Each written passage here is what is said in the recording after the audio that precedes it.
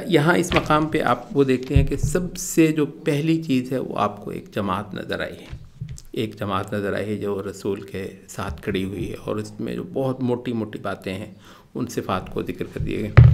اس کے مقابلے پر ایک دوسری جماعت ہے جو اس رسول کی تکذیب کرتی ہے۔ تو ہم نے کہا کہ اس قرآن کو پڑھنا ہے تو آپ کو جماعتوں اور امتوں اور تہذیبوں کی سطح پر ہی مسئلے کو دیکھنا ہے۔ وہ ایک بیچارہ بنجارہ ایک فرد ہے، کل قرآن کا مقصود جو ہے وہ اس قرآن مجید کا ایک بہت چھوٹا تعارف ہوگا۔ اچھا، اس کو ماننے والے جو ہے نا آگے پھر دو حصوں میں تقسیم ہو گئے، ایک ان الذین کفروا اور دوسرے جو ہیں وہ منافق۔ اصل میں یہ ایک جماعت ہے، دونوں ہی نہیں مانتے ہیں۔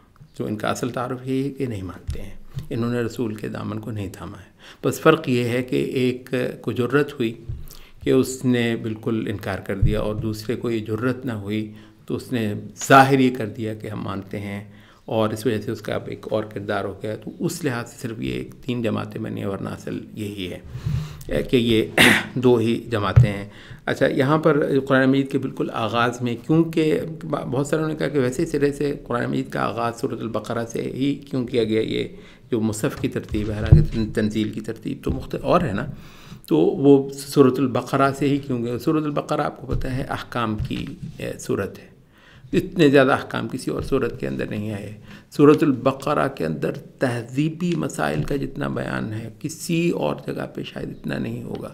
تو اس کی وجہ یہ ہے کہ ٹھیک ہے، جب کبھی رسول یہ اکیلا تھا، چند مٹھی بھر لوگ تھے، وہ ٹھیک ہے، وہ ایک وقت تھا، لیکن اس کے بعد اب تا قیامت اس دین کا تعارف ایک جیتی جاگتی بہت بڑی عظیم الشان امت اور تہذیب اور صاحب شریعت، صاحب دستور جماعت کے طور پر۔ یہ وجہ ہے کہ سورۃ البقرہ سے سورۃ الفاتحہ تو ایک بڑے مختصر صورت، ویسے ہی وہ ایک ہے، اس وجہ سے آپ یہ دیکھتے ہیں جب آپ نماز بھی پڑھتے ہیں تو جب آپ دوبارہ وہ کرتے ہیں، سورۃ الناس ختم کر لیا آپ نے، دوبارہ شروع کرتے ہیں، سورۃ الفاتحہ تو نہیں پڑھتے نماز میں، پھر آپ سورۃ البقرہ ہی پڑھتے ہیں۔ تو اس لحاظ سے کہہ رہا ہوں، سورۃ البقرہ سے آپ وہ کرتے ہیں۔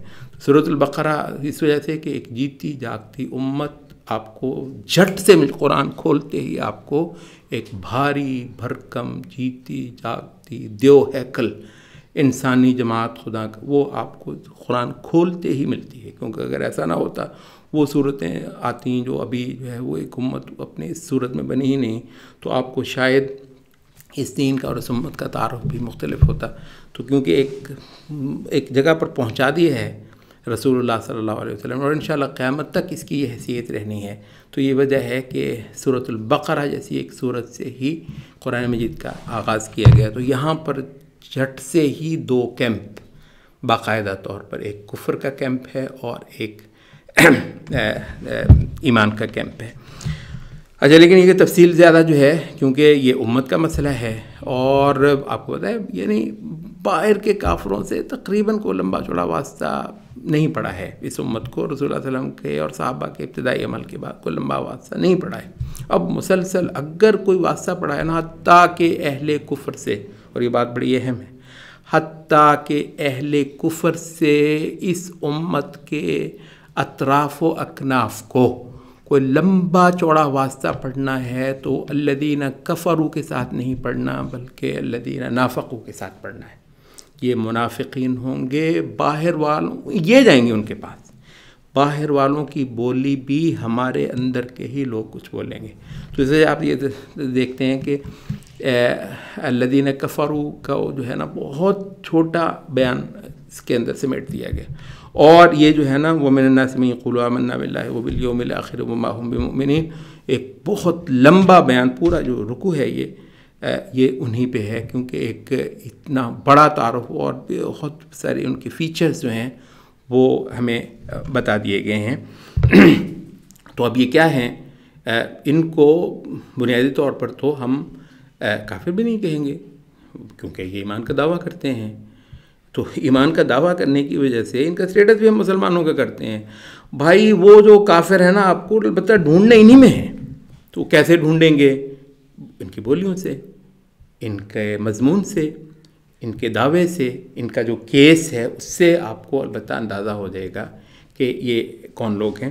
تو ہمارے پاس وقت ہوتا انشاءاللہ کسی اور سیریز میں ہم اس کی تفصیل میں بھی جائیں گے، لیکن یہاں پر ہمارے لیے جو ہے نا وہ اتنا ہی ممکن ہے.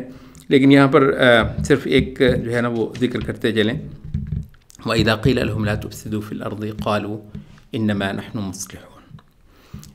زمین کو، یہ جو ہے ملک کو، یہ فی الارض لا تفسدوا فی الارض، بہت سارے انہوں نے تو اردو میں جو ترجمہ کرنا انہوں نے کہا کہ ملک میں فساد مت کرو. وَإِذَا قِيلَ لَهُمْ لَا تُفْسِدُوا فِي الارض، الارض کا ترجمہ ملک کیا ہے، بڑا اچھا تھا ترجمہ ہے کہ ملک میں، معاشرے میں مراد ہے.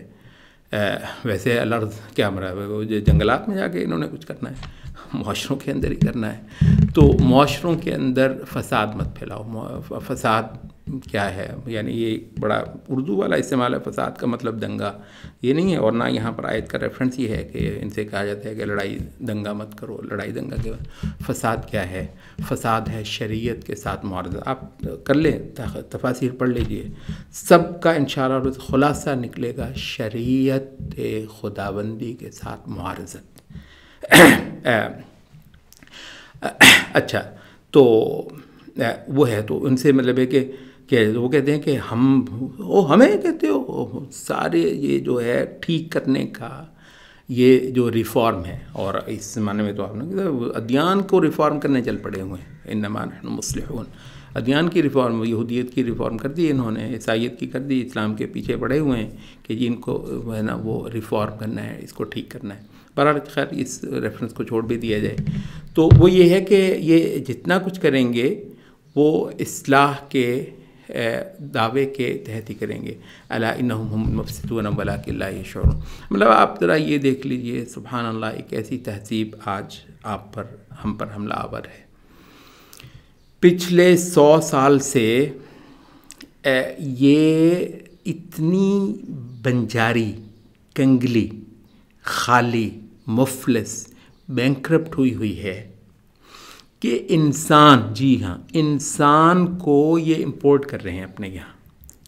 یعنی ان کے جو تہذیبی جو بھی کچھ اعمال ہیں، جو بھی اقدار ہیں، وہ جس پر وہ پتہ نہیں ہمیں جی وہ اس کے آگے سجدے کرنے چاہیے، وہ ایسا کسی نے دیکھی نہیں ہے، ایسی تہذیب، مہذب ہوتے ہی وہ ہیں.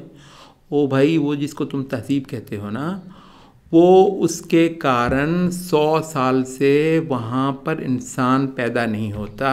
انسان لانے کے لیے وہ کبھی جنوبی امریکہ سے امیگریشن کے دروازے کھولتے ہیں، کبھی وہ افریقہ سے لے کر آتے ہیں، اور کبھی ماشاءاللہ ہمارا سب کانٹیننٹ پچھلے 100 سال سے ان کو انسان فراہم کر رہا ہے. انسان وہ نہیں ہو گیا ہے، مطلب ہے یہ اتنا زیادہ بنجر ہو گئی ہے.